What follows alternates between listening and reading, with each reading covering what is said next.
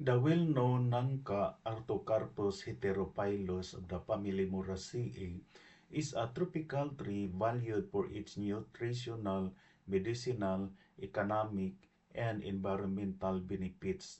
The ripe fruit is widely consumed fresh and is rich in carbohydrates, dietary fiber, vitamin C, potassium, and antioxidants that help support immune function and overall health.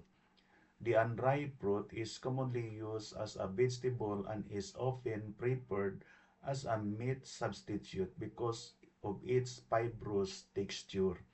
In traditional medicine, various parts of the plant, including the leaves, bark, roots, and latex, have been used to help manage conditions such as inflammation, skin disorders, diarrhea, fever, and wounds. In addition to its food and medicinal value, Nangkabot is highly prized for making furniture, musical instruments, carvings, and construction materials because it is durable and termite resistant.